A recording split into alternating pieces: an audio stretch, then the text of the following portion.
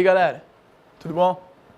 Queria convidar vocês a abrirem suas Bíblias no livro de Romanos, carta de Paulo aos Romanos. Nós vamos ler do versículo 28 até o versículo 39. E depois a gente vai fazer uma meditaçãozinha. Diz assim a palavra: Sabemos que todas as coisas cooperam para o bem daqueles que amam a Deus, daqueles que são chamados segundo o seu propósito. Porquanto, aos que de antemão conheceu, também os predestinou para serem conformes à imagem de seu Filho, a fim de que ele seja primogênito entre muitos irmãos. E os que predestinou, a esse também chamou, e aos que chamou, a esse também justificou, e aos que justificou, esse também glorificou. Que diremos, pois, à vista destas coisas? Se Deus é por nós, quem será contra nós? Aquele que não poupou o seu próprio Filho, antes por todos o entregou, porventura não dará graciosamente com ele todas as coisas? Quem tentará acusação contra os eleitos de Deus? É Deus quem os justifica. Quem os condenará? É Jesus Cristo quem morreu, ou antes quem ressuscitou, o qual está à direita de Deus e também intercede por nós. Quem nos separará do amor de Cristo? Seja tribulação, angústia, ou perseguição, ou fome, ou nudez, ou perigo, ou espada, como está escrito: por amor de ti, somos entregues à morte o dia todo. Fomos considerados como ovelha para o matadouro. Em todas as coisas, porém, somos mais do que vencedores por meio daquele que nos amou. Porque estou bem certo de que nem a morte, nem a vida, nem os anjos, nem os principados, nem as coisas do presente, nem do porvir, nem os poderes, nem a altura, nem a profundidade, nem qualquer criatura poderá nos separar do amor de Deus que está em Cristo Jesus, o nosso Senhor. Louvado seja Deus pela sua palavra. A gente tem dentro dos nossos corações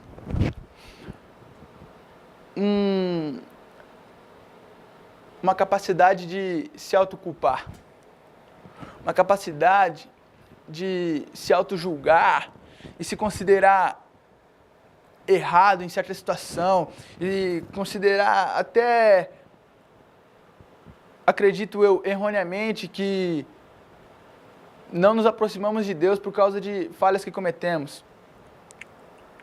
Considerar que algumas coisas nós não experimentamos em Deus por causa de nossos pecados, por causa dos delitos e erros no cotidiano, dos momentos talvez de crise que a gente passa e se altera, por atitudes que não condizem com o que orienta a Bíblia, e fica preocupado, ficamos alterados, não conseguimos ficar em paz, ficamos angustiados, e não entregamos tudo ao Senhor como se Deus não tivesse tudo no controle, como se Deus não tivesse pensado em tudo, como se Ele não fosse soberano, como se Ele não fosse acima dessas situações, como se acima da angústia, acima do vale da sombra, acima de qualquer coisa, Deus é o principal. Não o livramento, não a cura, mas a presença dEle junto a você nos momentos errados, nos momentos de falha, nos momentos que você se sente mal, nos momentos que você sabe que você peca. Nesses momentos, como se você falasse: não, pelo meu pecado Deus se afastou, não, pela minha atitude, pelas coisas que eu faço, Deus se aproxima ou não, como se Deus não tivesse vontade própria, como se Deus não o amasse incondicionalmente. E é um sentimento de autocorreção, uma busca por uma perfeição que infelizmente a gente não vai alcançar, uma busca por um padrão exageradamente acima do bem e do mal, um padrão tanto religioso, em comunhão com Deus a todo momento, e só falar coisas sábias, e tomar atitudes que todos olhem e falem: nossa, e ser uma pessoa orientada pelo Espírito, e não que essas coisas não devam estar em nossos corações, mas achar que isso tem mais a ver com nós do que com Deus. Achar que conforme os meus pecados, as próprias falhas, as coisas que você erra no seu cotidiano, são pontes que vão te afastar, ao invés de te aproximar de Deus, vão te afastar para uma vida de desgraça. Como se Deus não fosse misericordioso, como se Deus fosse pura justiça, sem nenhum momento de graça. E esse texto que nós acabamos de ler me ensina 3 lições. Eu gostaria de dividi-las com vocês. Em primeiro lugar, que nada foge do controle de Deus. Embora o pecado tenha uma falhabilidade no nosso coração, embora o pecado traga suas consequências, o pecado não muda o sentimento de Deus pela sua vida. Embora o pecado traga para você uma sensação ruim, uma sensação de angústia no seu coração, o amor de Deus não é condicional à sua vida de santidade. O amor de Deus não é condicional à sua vida de adoração. O amor de Deus é o amor de Deus. Não tem limite, é infinito. Ausência de medida. O amor de Deus é algo que não tem começo nem fim. Deus não tem começo nem fim e Ele é amor, diz a palavra em João. 1 João. Não há mais nada que possa nos condenar. A graça de Deus, que nos possa nos condenar. Você está longe de Deus, que possa nos julgar. Romanos 8:1, que nós não lemos, mas no mesmo capítulo, se você olhar aí, vai estar dito: nenhuma condenação há para aqueles que estão em Cristo Jesus. Nada foge do controle de Deus. Ele é um Deus gracioso, misericordioso, que te ama. Você pode estar afastado, mas Ele te ama. Você pode estar até envolvido com cocotas, vamos dizer assim, mas Ele te ama. Você pode estar pecando dentro da igreja, mas Ele te ama. Você pode até contar piadas na hora do sermão, mas Deus te ama. Deus te ama incondicionalmente. A segunda lição que eu tiro é o reconhecimento que Paulo faz do homem como homem. O homem tem uma incapacidade de aceitar a sua imperfeição. O homem tem dentro de si uma vontade de ser Deus. Uma prova disso talvez seja os deuses gregos que foram criados e com uma mitologia toda por trás, uma explicação toda. Não. O homem tem vontade de ser Deus. O homem tem vontade de governar tudo. Se você perguntar para alguém se o cara quer ser dono da empresa, se ele quer ser o serviçal, ele vai dizer que quer ser o dono da empresa. Se você perguntar se o cara prefere governar ou obedecer, o cara prefere governar, mandar ou ser submisso, o cara prefere ser o ordenador. O homem tem vontade de ter tudo em suas mãos, de não depender de ninguém, de não ter dentro do seu coração a certeza de que ele precisa de alguma coisa, de uma necessidade do alto. O homem não quer depender de nada. O homem quer ser independente, quer ser inovador, quer tomar suas próprias decisões, sem consulta nenhuma, sem se voltar para direita, esquerda, sem olhar para se sua decisão vai afetar alguém, vai afetar seu campo de relacionamento, vai afetar sua família.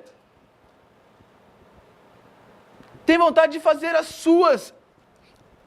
completar as suas necessidades e não cumprir com o que diz a palavra.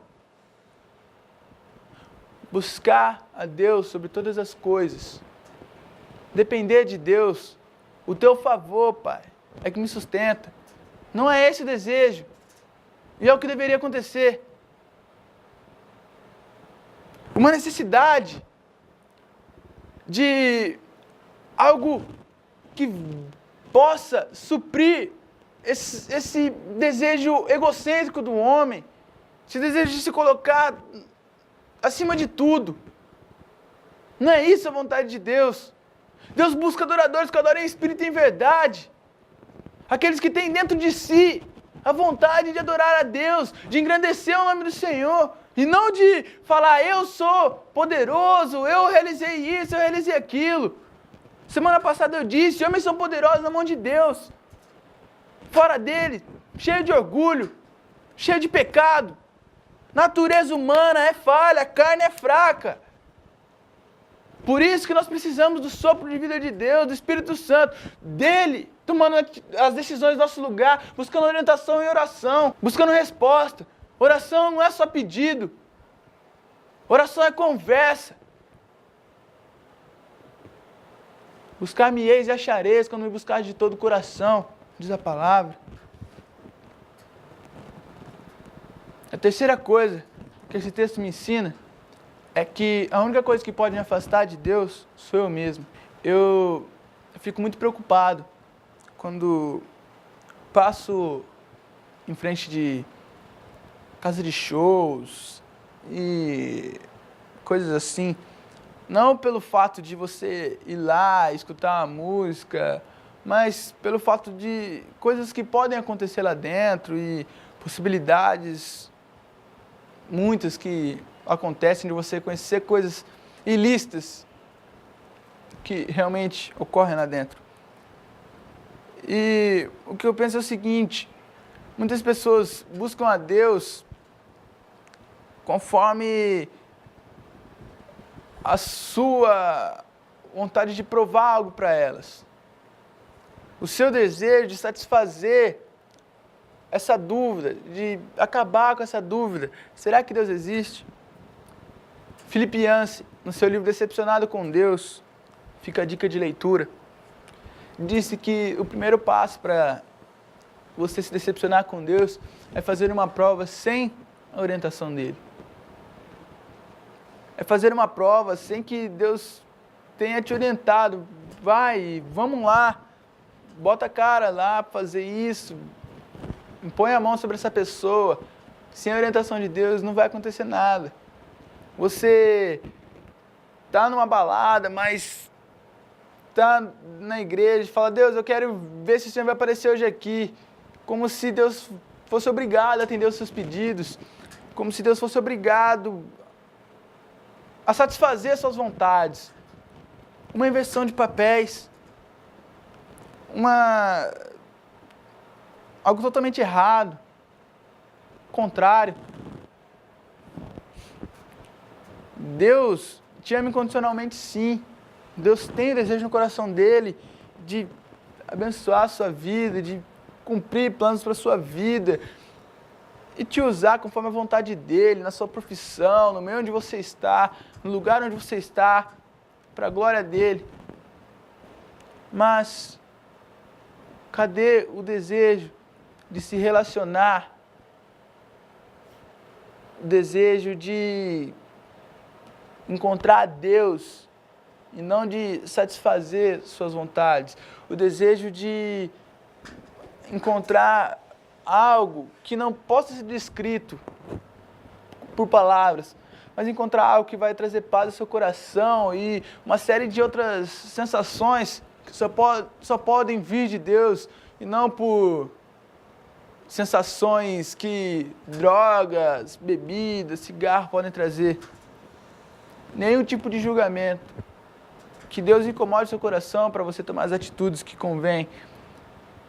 Mas é muito mais fácil você encontrar um Deus santo quando você tem sede e você está também se santificando. Quando você tem sede de se parecer com Ele.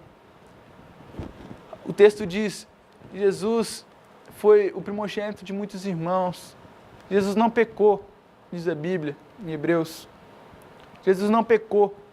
Foi tentado, contudo não pecou. Se Ele é o primogênito e não pecou, quem sou eu para pecar e achar que posso exigir alguma coisa de Deus? O próprio Jesus Cristo disse: Pai, se possível passa de mim esse cálice, mas contudo seja feita a tua vontade, não a minha. É isso que eu queria deixar para vocês. Deus te ama incondicionalmente. O nosso exemplo é só Jesus. E é só isso aí. Que Deus abençoe vocês. Até semana que vem.